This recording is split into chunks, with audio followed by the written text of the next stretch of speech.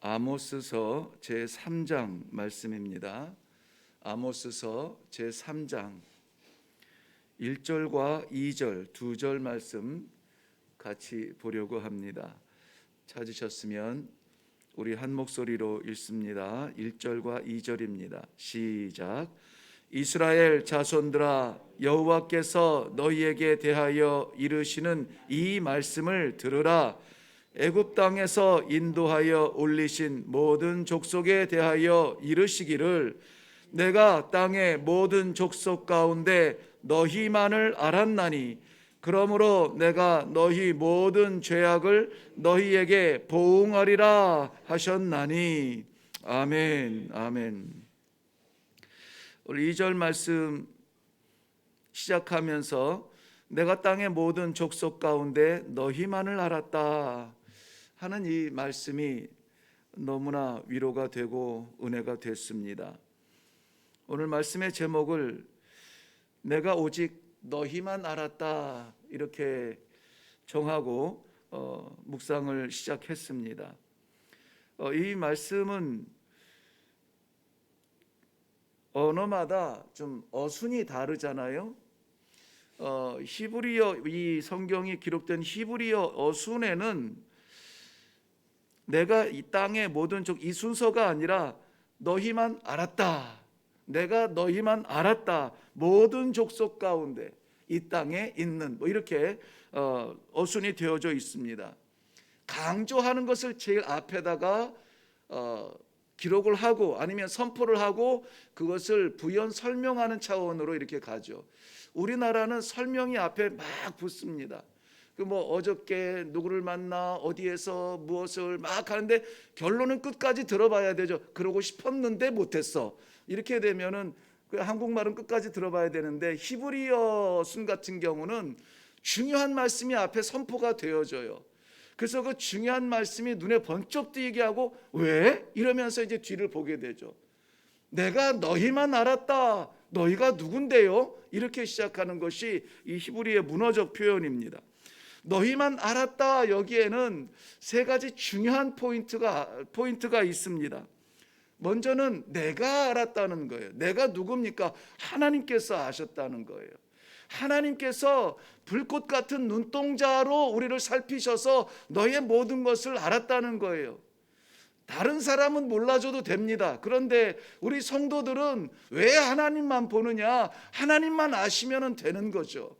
사람들은 욕하고 오해하고 또 돌아서고 배신하고 뭐 이럴 수가 있습니다만은 변치 아니하시는 하나님 아버지만 아시면 돼요. 그런데 오늘 말씀은 뭐라고 하세요? 내가 너희를 아른다는 거예요.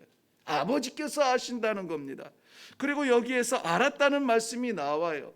이 나중에 이제 우리 같이 묵상하면서 살펴볼 부분입니다.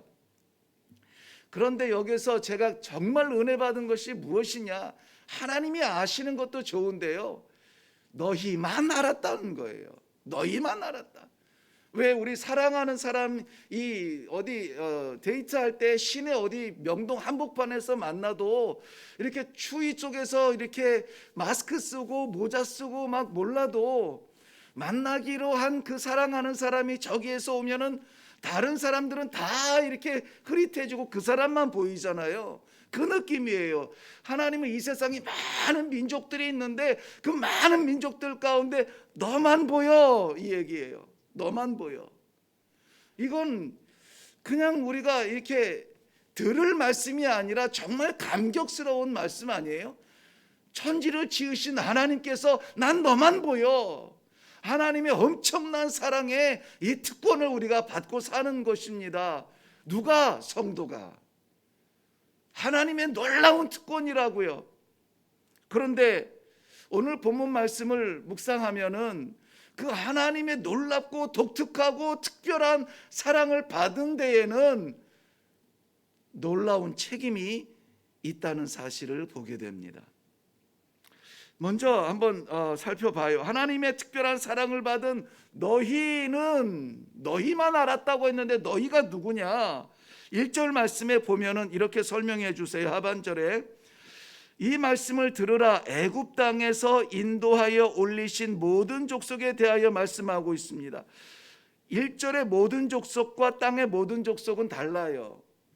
같은 대상이 아닙니다. 왜냐하면 땅에는 모든 족속 all nation을 말하는데 1절의 모든 족속은 누구냐면 애굽에서 올리신 그 모든 족속에, 여기서는 모든 가족들 패밀리 개념이에요.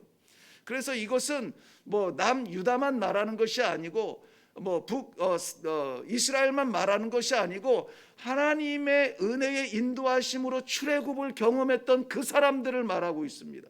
하나님의 구원하심을 체험한 그 사람들을 말하고 있습니다. 세상에 몇십억이 사는지 상관이 없어요. 하나님의 구원을 체험한 너희를 말하고 있는 것입니다. 그 족속들을 하나님께서 알았다는 거예요. 세상에는 억울한 눈물이 많습니다. 불안한 약자도 많죠. 두려운 아픔도 많습니다. 어떻게 하면 좋지? 그런데 하나님께서는 출애굽기 3장 7절 말씀에 이스라엘 백성들을 건져내기 위해서 모세를 보내실 때에 하나님이 말씀하신 것이 이래요. 내가 애굽에 있는 내 백성의 고통을 분명히 보고 그들의 감독자로 말미암아 부르짖음을 듣고 그 근심을 알았다. 누가? 내가 알고 보고 들었다는 것입니다. 누구 어떤 소리를, 고통의 소리를, 또 부르짖음을, 또 그들의 근심을 알고 보고 들었다는 것입니다. 누구의? 내 백성이에요. 세상에 수많은 눈물이 있습니다. 그런데 하나님께서 주목하는 것은 내 새끼, 내 자식, 내 백성의 눈물을 주목하세요. 세상에 수많은 열심들이 있습니다. 그런데 하나님이 기뻐하시는 것은 내 자녀들의 열심을 기뻐하시는 것입니다. 어떤 이 은혜에 대해서 너무 간절한 시대이기 때문에 그렇지만 은혜에 대해서 말할 때에 누가 아무개가 성공했대, 진짜 하나님의 은혜야. 어려운 중에서 얼만큼을 벌었대, 진짜 하나님의 은혜. 이 은혜를 자꾸 우리는 이 물질에 가두어 놓는 그러한 안타까움이 있어요. 그러면 이 세상에서 제일 은혜 많이 받은 데가 어딥니까? 뭐 사우디아라비아나 뭐 가만 앉아 있어도 막 돈이 펑펑 쏟아지는 그게 진짜 은혜 아닙니까? 그런 거 아니잖아요. 그런 게 은혜가 아니잖아요. 아버지께서 나를 보고 계시는 거예요. 아버지께서 내 신음도 들으시는 겁니다. 아버지께서 내가 채 발견하지 못하는 그러한 질병도 보고 계시는 거예요. 성도는 신앙생활을 하면서, 목사는 목회를 하면서 가장 주의해야 될 것이 무엇이냐? 하나님을 봐야 되는 거죠. 하나님을 봐야 돼요. 사람을 보면은 안 되는 것입니다. 그래서 오늘 애굽 땅에, 오늘 1절 말씀에 보면은 그렇기 때문에 애굽 땅에서 들어 올렸다는 거예요. 세상에 수많은 방언들과 수많은 소리들이 있습니다. 그런데 오늘 이 아침에 하나님께서 바로 오늘 이 자리에 우리의 기도를 들으시기를 바랍니다. 다른 소리가 아니라 아버지를 부르는 그 음성의 기도를 들으시기를 바랍니다. 얼마나 멋있는 소리가 많겠어요. 저는 지금도 이 찬송을 하면서 어떻게 좀 잘할 수 없을까? 이 마음이 전달되는 하나님 아시죠? 이 말밖에 못할까? 죄송한 말씀입니다만 어제 좀 늦은 시간에 귀가하면서 집에 오니까 내일은 국민 가수인가 뭐 어떤 그런 프로그램이 있어요. 그 노래 시합하는 프로그램인데요. 지금은 무명인데 여기서 뽑아서 이제 내일 이제 미래에는 아주 국민 가수가 될 사람들을 뽑는 거예요. 야, 거기에 이 새벽 시간이라 내가 뭐 다 나누지는 못합니다만은 몇 살이더라? 아무튼 그 7살, 8살? 워낙 거룩한 생활들 하셔서 TV를 안 보시는구나. 그거 한번 뭐 재방송 있으면은 한번 보세요. 그 8살짜리인가 아무튼 아주 자그만해요. 같이 서서 노래하는 그 친구는 다니엘인가 사무엘인가 그 한동대학, 제가 알기로는 한동대학교에서도 이미 찬양으로 아주 이름이 있는 친구인데요. 둘이 부르는데 얼마나 그 꼬마가, 아기가 뭘 안다고 그 노래를 부르는데요, 가슴이 절절하게 와닿아요. 다른 물론 가수들도 어떻게 하면 이 한 편에 내 인생을 걸까 싶을 만큼 노래를 잘 만들어요. 그냥 보고 있으면 가슴이 막 울려. 우리 너무 찬송가 건조하게 부르는 거 아닙니까? 이 찬송은 기도하는 곡조 있는 기도라 어제도 말씀드렸는데, 그러한 찬송이 우리 속에서 나와야 되지 않을까요? 어떻게 하면 이것이 전달될까요? 어떻게 하면 우리의 마음이 하나님 앞에 전달될까요? 어떻게 하면 이 간절한 마음을 하나님 앞에 부러지질 수 있을까요? 어떻게 하면 하나님의 관심을 좀 받을 수 있을까요? 이러한 진정이 살아있는 예배가 되어야 되겠다는 생각이 들어요. 하나님께서 수많은 민족들 가운데 애굽에서 종으로 살아가는, 노예로 살아가는 그들을 건지시는 데에는 한 가지 배경이 있습니다. 오늘 말씀에 의하면은 그들을 알기 때문이에요. 그들을 알기 때문에. 안다는 말은 몇 가지로 번역을 같이 할 수가 있는데요. 안다는 말은 선택했다는 말이 있고, 안다는 말의 가장 중요한 그 또 다른 해석은 무엇이냐? 사랑한다라는 거예요. 오래전에도 제가 예를 드렸지만은, 제가 길 가다가 지갑 하나를 주었습니다. 이태현, 뭐 이 수지구, 뭐 어디 몇 동 몇 호에 사는. 내가 그 사람을 압니까? 안다고 말할 수가 없어요. 정보는 내가 알지만은 내가 그 사람, 나 그 사람 알아라고 말할 수가 없습니다. 뭐 어제 이 노래 예쁘게 하고 막 이런 그 꼬마 그 아가씨를 저는 보니까는 이제는 막 눈에 선해요. 너무 이뻐서 막 이쁘지 않아? 막 이렇게 공감을 요구하고. 나는 그 친구를 알겠어요. 어디를 봐서도, 어디서 만나도 알겠어요. 근데 우리가 안다고 말할 수 없죠. 안다라는 것은 내가 집사람과의 이런 오랜 결혼 생활을 통하여서 생각까지도 다는 모를 수 있지만은요, 인간이기 때문에 그 사랑의 관계를 통하여서 아는 거예요. 하나님께서는 그의 백성을 그렇게 안다라고 말씀하고 계세요. 신명기 10장 15절 말씀에도 이렇게 기록하고 있습니다. 여호와께서 오직 내 조상들을 기뻐하시고 그들을 사랑하사 그들의 후손인 너희를 만민 중에 택하셨음이 오늘과 같으니라고 말씀하세요. 신명기 7장 6절 말씀에도 너는 여호와 내 하나님의 성민이라 내 하나님 여호와께서 지상 만민 중에서 너를 자기 기업의 백성으로 택하셨나니.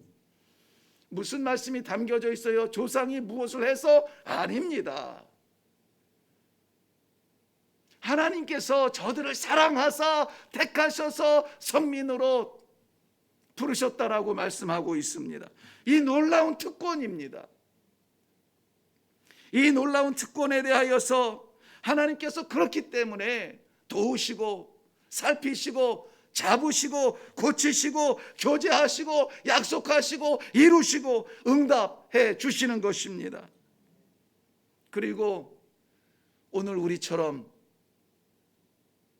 하나님을 아빠, 아버지, 아바, 파더라고 부를 수 있도록 이 엄청난 특권을 주신 거예요.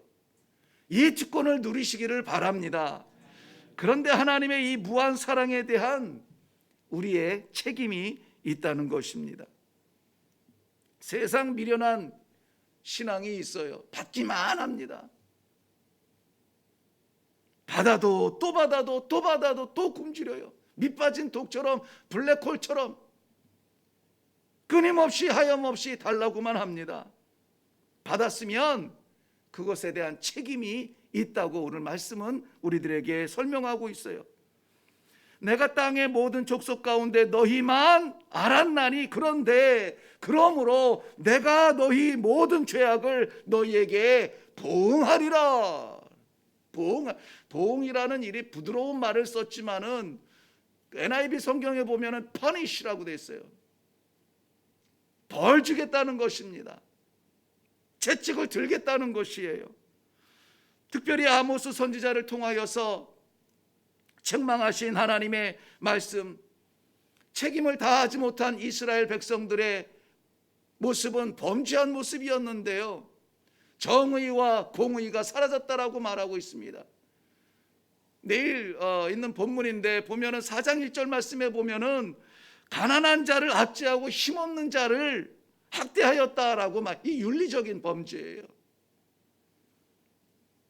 5장 7절에 보면 정의를 쓴 쑥으로 막 바꾸며 공의를 땅에 던져버린 자들이라. 누가? 이스라엘 백성들이, 하나님의 백성들이.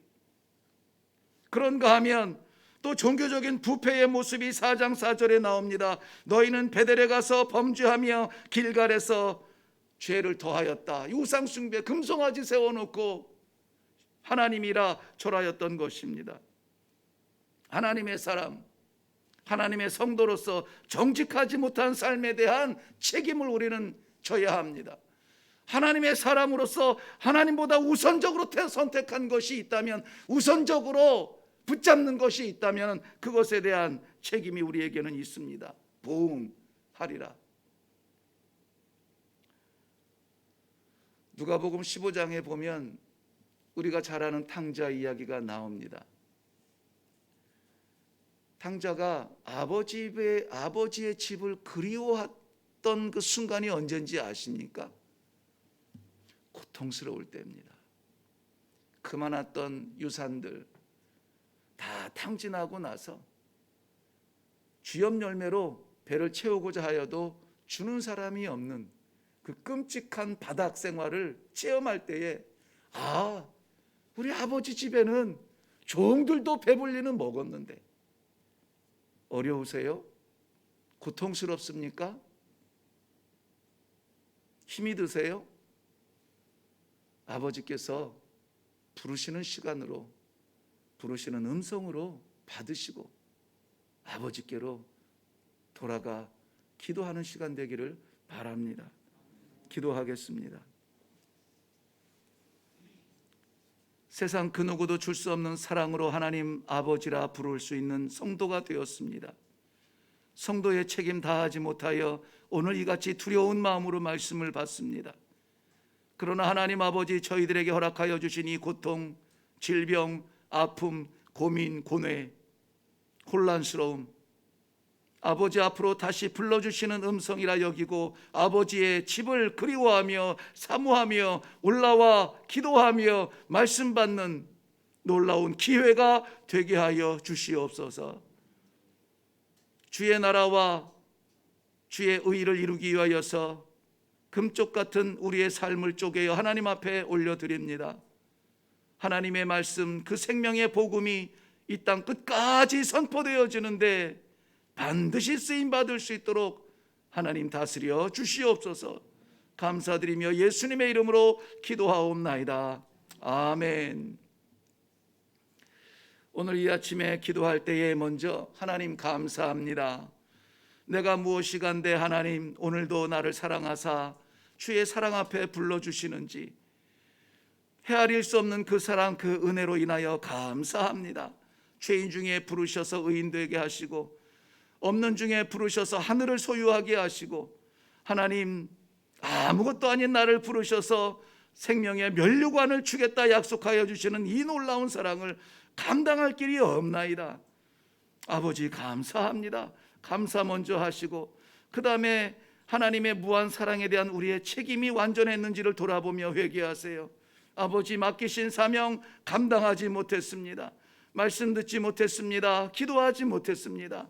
하나님 명령하신 대로 살아드리지 못했습니다. 아버지 용서하여 주시고 오늘 이 하루 12월 28일 주께서 허락하신 이 하루를 성도의 사명 감당하는 일에 쓰임 받을 수 있도록 인도하여 주시옵소서. 보내 주옵소서. 만나게 하옵소서. 맡겨 주옵소서. 순종하며 나아가겠나이다. 기도하시기 바랍니다. 고통당하고 있거든 하나님 고통 중에 갈 길을 멈추게 하시고 아버지 집 그리워하게 하시니 감사합니다. 주님 앞으로 돌아가겠습니다. 결단하는 기도가 되기를 바랍니다. 그리고 각자의 기도의 제목들 하나님 앞에 놓고 기도하시는데 제가 요즘 깜빡 잊은 것이 이 방역 대책에 의하면 통성 기도를 하지 못하게 되어 있습니다. 그렇지만 우리 간절한 마음으로 허락이 되는 만큼 통성 기도라고 해서 이 마스크를 뛰어넘을 그런 기도를 우리가 하지는 못합니다. 그러나 우리 간절한 마음으로 하나님 앞에 기도하며 내려갈 수 있기를 바랍니다. 기도하겠습니다.